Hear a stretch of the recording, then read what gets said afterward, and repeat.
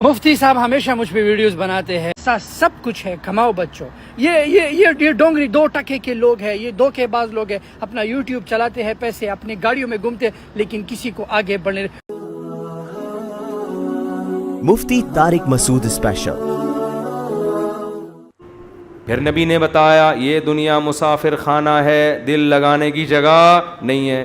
آج میں جب یہ بیان کرتا ہوں کہ دنیا مسافر خانہ ہے، دل لگانے کی جگہ نہیں ہے، اس کے بعد لینڈ کروزر میں بیٹھ کے کوئی گاڑی لیا اور میں ڈھنگ ڈھنگ کر کے جا رہا ہوں، لوگ کہیں گے بیان میں کہہ رہے تھے دنیا مسافر خانہ، اور دیکھو ٹھاٹ باٹ دیکھو. پھر ہم لوگوں کو سمجھاتے ہیں بھائی گاڑی چلانا منع نہیں ہے. حضرت سلیمان علیہ السلام نے دنیا رکھی مگر دل نہیں لگایا. حضرت سلیمان کی زندگی بڑی ٹھاٹ باٹ والی زندگی تھی. جو تاج پہنتے تھے کروڑوں کروڑوں روپے کے ہیرے جواہرات لگے ہوئے تھے اس میں. جو آپ کا تخت تھا بڑا عالی شان تخت، ایسا تخت تھا ملکہ سبا دیکھ کے حیران ہو گئی کہ بھئی یہ کیا ہے بھائی. پھر جو محل بنوایا تھا نا حضرت سلیمان، وہ بھی اللہ کے محبوب پیغمبر تھے نا. اس سے پتہ چلتا ہے بھائی یہ جو لگژری لائف ہے یہ شریعت کے خلاف نہیں ہے. اگر خلاف ہوتی تو پیغمبر کرتے یہ کام. سلیمان علیہ السلام تو اللہ کے پیغمبر تھے نا، لیکن کیسی لگژری لائف ہے. ایسا شیش محل تھا نا جس میں رہتے تھے 100 بیویوں کے ساتھ، معذرت کے ساتھ یہ درمیان میں بات آ گئی، وہ بخاری میں لکھا ہوا 100 بیویاں تھیں. خیر پھر نکلنے لگا تھا 100 بیویاں میں سے، وہ خواتین کو غصہ آتا ہے. تو اتنی ساری بیویاں، اب یہ صحیح ہے، اتنی ساری بیویوں کے ساتھ جس محل میں رہتے تھے وہ محل کا فرش ایسا تھا اتنا چمکدار خوبصورت کہ ملکہ سبا جب اس فرش کی طرف آئی تو قرآن کہتا ہے کشفت عن ساقیہا، اپنے پائنچے اوپر کر لیے کہ یہ پانی ہے، اس میں میرے پائنچے بھیگ جائیں گے. یہ پانی ہے، تالاب ہے چمکتا ہوا. سلیمان علیہ السلام نے کہا یہ تالاب نہیں ہے، قواری ممرد، یہ شیشے لگے ہوئے ہیں، اتنا ڈیزائننگ ہے اس میں خوبصورت. ہم وہاں گئے تھے نا اسلام آباد شاہ فیصل مسجد بچپن میں، تو وہ بڑا خوبصورت تھا فرش تھا. ہم بھی پہلی دفعہ یہ دھوکے میں آ گئے شاید یہ پانی ہے. تو اس زمانے میں ایسا خوبصورت فرش، باقی کیا عالی شان لائف اسٹائل ہوگا ان کا. بادشاہ ہیں اور ہواؤں میں اڑے چلے جا رہے ہیں، ایجنسی کا کیسا خفیہ نظام پرندوں کے ذریعے. تو بڑی دولت اللہ نے دی، بڑی حکومت دی، اور اللہ نے کہا یہ سب آپ اس کے مالک ہیں، آپ اس کے مالک ہیں، جس کو چاہیں دیں جس کو چاہیں روک لیں، ٹوٹلی آپ کے پاس رائٹس ہیں، اختیارات. لیکن ہمارے نبی اگر ایسا کرتے، کیونکہ آخری نبی ہے نا، اللہ آپ پہ کوئی الزام برداشت نہیں کرتا. لوگ کہتے کہ آپ کہتے ہیں دنیا مسافر خانہ ہے تو پھر دولت رکھی ہوئی کیوں ہے؟ آپ کہتے ہیں میرے دل میں دولت نہیں ہے، لیکن آپ نے یہ الزام ہی نہیں آنے دیا، آپ نے رکھی نہیں. جہاں مال غنیمت آتا، جہاں پیسہ آتا، صبح سے صدقہ کرنا شروع کرتے اور شام تک گھر میں کچھ بھی نہیں بچتا. یہ تو قرآن کہہ رہا ہے کہ سورہ زخرف میں اللہ نے کیا فرمایا کہ ہم نے تمہاری معیشت کو تمہارے درمیان تقسیم کیا ہے اپنی مرضی سے. لیتخذ بعضکم بعضا سخریا، تاکہ تم میں بعض لوگ بعض کے تابع بن کے رہیں، سارے ایک جیسے نہ ہو جائیں. یہ اللہ کا نظام ہے. سبھی پیسے والے ہو جائیں گے تو ماتحت کون بنے گا؟ تو خدا کا بنایا ہوا نظام ہے یہ. اس کا جواب لوگ دیتے ہیں کہ بیوقوف لوگ ماتحت بنیں گے. یہ جواب غلط ہے. بہت سے سیٹھ ہم نے بیوقوف دیکھے ہیں، ان کے ملازمین بہت ذہین اور قابل دیکھے ہیں. حضرت موسیٰ علیہ السلام بکریاں چراتے تھے، ملازم تھے. جن کی بکریاں چرا رہے تھے وہ نبی نہیں تھے. ذہین کون تھا؟ موسیٰ کلیم اللہ، جو ملازمت کر رہے ہیں، بکریاں 10 سال بکریاں چرا رہے ہیں. اور جو ان سے بکریاں چروا رہے تھے، موسیٰ علیہ السلام کے جو سسر بنے، جنہوں نے ان کے ذمے بکریاں چروانا لگایا، ان کو پتہ چل جاتا کہ یہ موسیٰ کلیم اللہ بنے گا، وہ کبھی آپ سے بکریاں چرانے کا کام نہ لیتے. یہ اتنا اللہ کا سلیکٹڈ ہے، ایسا اللہ کا منتخب ہے. بعض دفعہ ملازم اللہ کی نظر میں زیادہ قابل قبول ہے، اور جو سیٹ ہے وہ اللہ کی نظر میں محبوب نہیں ہوتا. تو خالی اگر کھوپڑی سے مائنڈ سے آتے ہیں نا پیسے, تو بے وقوف لوگ تو بیچارے بھوک سے مر جاتے کیونکہ ان کے پاس مائنڈ نہیں ہوتا. پھر نبی نے بتایا یہ دنیا مسافر خانہ ہے, دل لگانے کی جگہ نہیں ہے. آج میں جب یہ بیان کرتا ہوں کہ دنیا مسافر خانہ ہے, دل لگانے کی جگہ نہیں ہے, اس کے بعد لینڈ کروزر میں بیٹھ کے کوئی گاڑی لے آیا اور میں ڈنگ ڈنگ کر کے جا رہا ہوں, لوگ کہیں گے بیان میں کہہ رہے تھے دنیا مسافر خانہ, اور یہ دیکھو باتیں چار شادیوں کی ہے بھائی, لوگ کہہ رہے ہوتے ہیں نا, چلو باتیں تو کریں, کہہ رہے ہیں یہ عمل بھی ان کا ایسا ہی ہے. وہ میں اکثر واقعہ سناتا ہوں, جب میں نے تیسری شادی کی, ایک بوڑھے میاں آئے میرے گھر کے باہر, گاڑی کھڑی ہوئی اور بارات آئی ہوئی تھی نا ٹھیک ہے نا, اور بڑا وہ رش وش لگا ہوا تھا. اچھا میرے پہلے سے دو تھے اور بچے بھی کھیل رہے ہوتے تھے باہر, تو ایک بوڑھے میاں آئے, کہنے لگے یہ کیا ہے, یہ امام صاحب کے گھر کے باہر یہ رش کس بات کا لگا ہوا ہے, کوئی بچے کا عقیقہ ہوا ہے, کیا ہوا ہے؟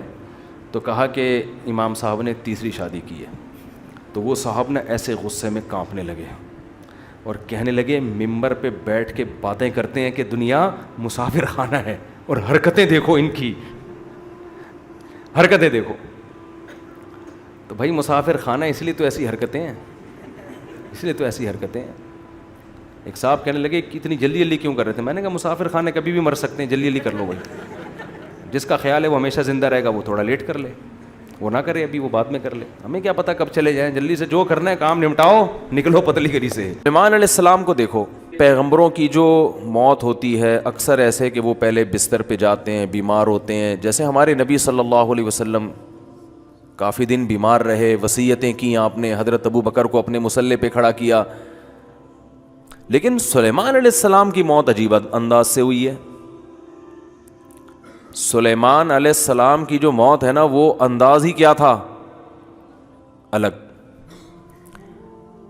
بیٹھے ہوئے لاٹھی پہ سہارا ہے, لاٹھی سہارا لے کے حضرت سلیمان علیہ السلام بیٹھے ہوئے ہیں, اور جنات سے کام لے رہے ہیں, جنات تعمیراتی کام کر رہے ہیں, اور بھی جو انسان اور جنات نا, وہ بڑے مشقت والے کام. اور قرآن کہتا ہے وہ مشقت والے کام حضرت سلیمان علیہ السلام کے روب کی وجہ سے کر رہے ہیں. یہ روب نہ ہوتا تو وہ یہ کام نہ کرتے, کیونکہ اتنی ٹینشن والا کام انسان یا تو لالچ میں کرتا ہے یا کسی کے دباؤ میں کرتا ہے.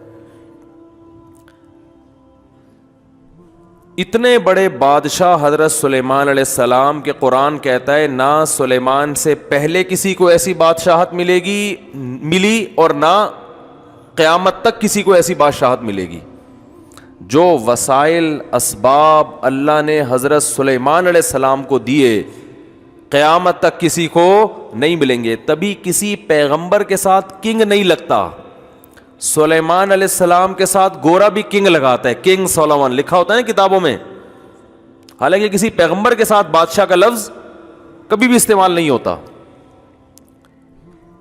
لیکن یہ ایسے پیغمبر ہیں کہ ان کے نام کا حصہ کیا بن گیا, کنگ, بادشاہ. ایسی بادشاہت اللہ نے عطا کی, اور آپ نے اللہ سے مانگی تھی.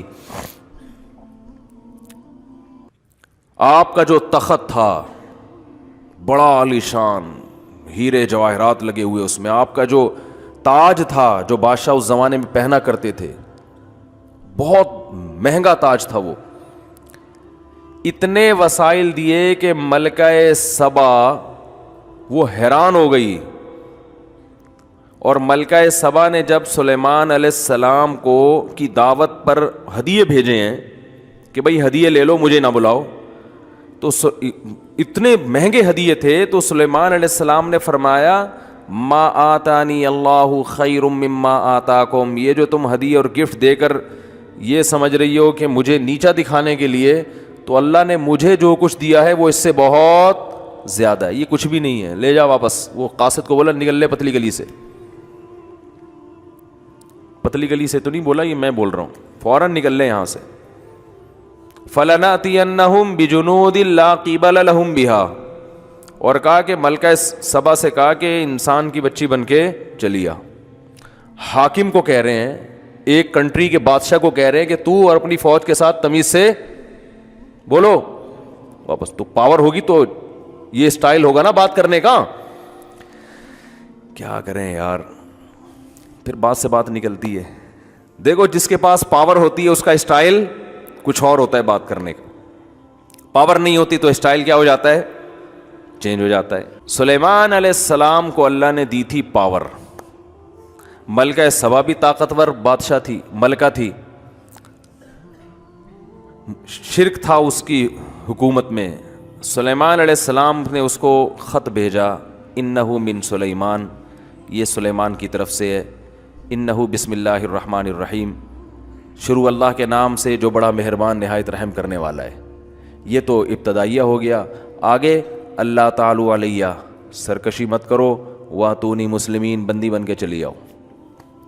دنیا میں کسی گورنمنٹ نے, حکومت نے آج تک اس اسٹائل میں کسی حاکم سے بات کی ہے؟ بولو, ایک طاقتور بادشاہ سے ایسے بات کی ہوگی کہ دوسری کوئی بات ہی نہیں ہے, چلے آؤ آرام سے, باقی بات ہمارے محل میں ہوگی کہ کیوں بلایا ہے, کیا مقصد تھا ہمارا. وہ ڈر گئی, بولا بھائی ان کا تو اسٹائل ہی کیا ہے. عقل مند تھی, بے وقوف ہوتی تو کہتی یہ میرے سے اس اسٹائل میں بات آج تک کسی نے نہیں کی ہے.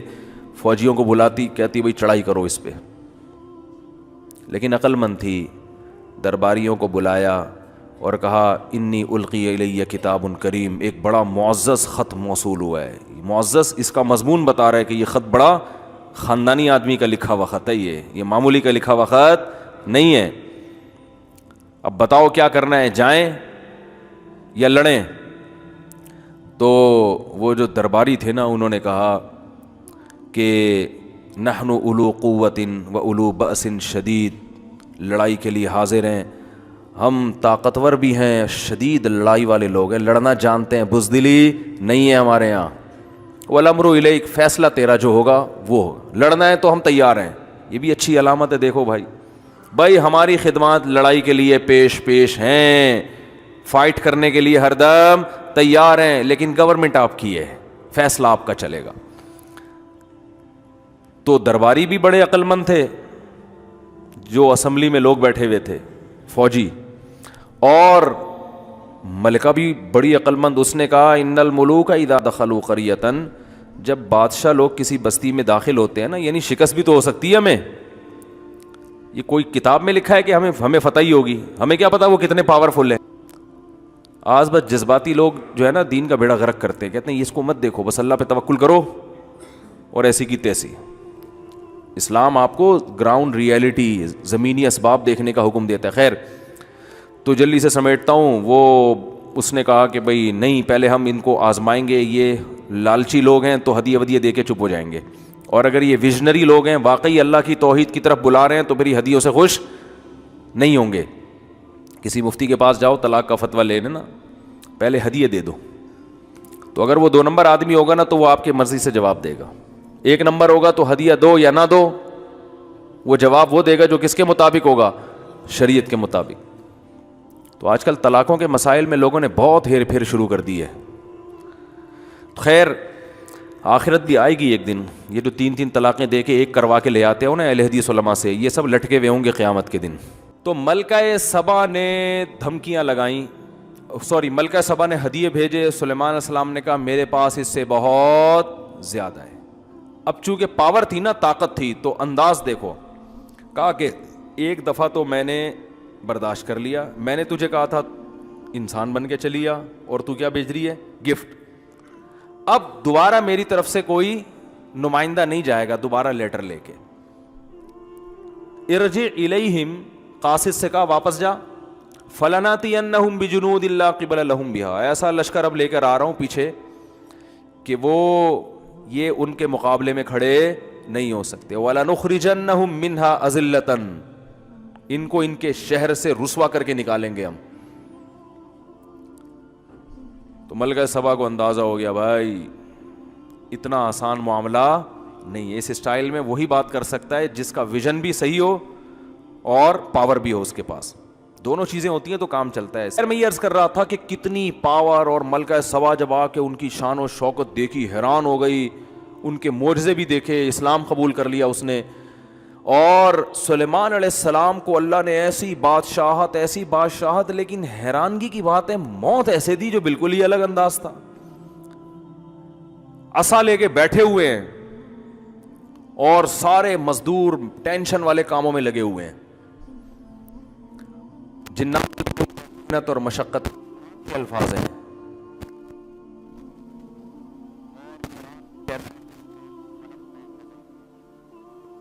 کہ سلیمان کو اب ہم موت دے دیتے ہیں. اب دیکھو بظاہر موت کا یہ ٹائم ہمیں سمجھ میں نہیں آتا. بھائی اتنے ینگ ہیں, اتنے جوان ہیں, 700 بیویاں سلیمان علیہ السلام کی. اس زمانے میں زیادہ بیویاں رکھ سکتے تھے. اور کتنے بچے, کتنی اولادیں اور کتنا کچھ, اور ابھی اتنی زبردست حکومت قائم ہوئی ہے اتنی قربانیوں کے بعد. یہ تو موسیٰ علیہ السلام سے سلسلہ شروع ہوا تھا نا, بنی اسرائیل پہ ظلم ہوا تھا تو پھر اس کے بعد نجات ملی, تو اب جا کے بنی اسرائیل کی دنیا پہ حکومت قائم ہوئی ہے حضرت سلیمان کے ذریعے. اور یہ داؤد علیہ السلام کو تحفے میں بھی لیتے سلیمان, ان کے بیٹے تھے, اللہ نے ان کو وارث بنایا. اب جب پیک پر پہنچے ہوئے ہیں, اب تو اصل حکومت کا ٹائم تھا, اب تو یہ وقت تھا. اور اگر اللہ نے موت بھی دینی تھی تو بھائی پہلے یہ تعمیراتی کام مکمل کر لیتے, پھر گھر جاتے, بیوی بچوں کو جمع کرتے اور کہتے دیکھو بھائی اللہ نے جو دین دنیا میں غالب کرنا تھا وہ میرے ذریعے سے کر لیا. اچھا بھائی اب جو ہے میرے مرنے کے بعد دنیا میں یہ میرا جانشین ہوگا, اور بھائی تم ایسا کرنا, اس کا خیال کرنا, تم فلانے کا خیال کرنا, یہ تمہاری اوریجنل امی ہیں, یہ تمہاری سوتیلی امی ہیں, یہ تمہارے فلاں ہیں, یہ پیغمبر کی تعلیمات ہیں, یہ زبور ہے, یہ تورات ہے, اس پر چلنا ہے. یہ ساری ڈیٹیل تفصیل سے کرنے کے بعد, کیونکہ اللہ کے پیغمبر تھے, اس کے بعد جنات کو بھی اپنے اپنے ٹھکانے لگا دیتے کہ بھائی یہ سارے کام تم نے کمپلیٹ کر لیے ہیں, اب جو ہے اب ایسا نہ ہو کہ میرے بعد بالکل ہی بھاگ جاؤ. تو بڑی ایسے ہوتا نا, اللہ نے ایک طرف اتنی مینجمنٹ عطا کی ہے, ایسا انتظام سلیمان علیہ السلام کو دیا ہے کہ بھائی ان سے زیادہ مینجمنٹ تو ہمیں کہیں ملتی نہیں, ہر کام سلیقے سے ہو رہا ہے. لیکن موت ایسی آئی ہے جو بظاہر ایسا لگتا ہے کہ اس کی تو کوئی لاجک بنتی ہے ہی نہیں ہے. کام کے دوران اللہ نے بیٹھے بیٹھے اٹھا لیا. اور عجیب بات یہ ہے کہ جب کسی کی موت واقع ہوتی ہے ایک دم زمین پہ گرتا ہے نا, وہ سلیمان علیہ السلام جس لاٹھی سے ٹیک لگائے ہوئے تھے نا, وہ اس انداز سے تھی کہ موت واقع ہونے کے باوجود زمین پہ گرے نہیں, کیونکہ لاٹھی نے سہارا دے دیا ہوا تھا آپ کو. بیٹھے ہوئے اس انداز سے, وہ بھی اللہ نے بٹھایا ہوگا, اس انداز سے اللہ نے آپ کو بٹھایا کہ اللہ کے علم میں تھا کہ اب ان کی روح میں نے قبض کرنی ہے. سلیمان علیہ السلام بیٹھے ہوئے, اور بظاہر ایسا لگتا ہے حضرت سلیمان علیہ السلام کو بھی پتہ نہیں تھا, کیونکہ پتہ ہوتا نا تو پھر وہ پورا انتظام کرتے بیٹھ کے. تو بیٹھے ہوئے ہیں اور لاٹھی کے سہارے پر قرآن کہتا ہے ہم نے ان کی روح کو قبض کر لیا, موت کا فیصلہ. بس اے سلیمان, یہ دنیا کی جو بادشاہت ہے نا, اتنی میں نے آپ کو دی ہے کہ نہ آپ سے پہلے نہ آپ کے بعد, لیکن چھینوں گا اسی طرح سے کہ لوگوں کو یقین آ جائے کہ دنیا دل لگانے کی جگہ نہیں ہے. جب سلیمان کو دل لگانے کی اجازت نہیں ہے تو ہمارے پاس ہے کیا؟ ایک چنچی لے کے گھوم رہے ہوں گے, ایک رکشہ لے کے گھوم رہے ہوں گے,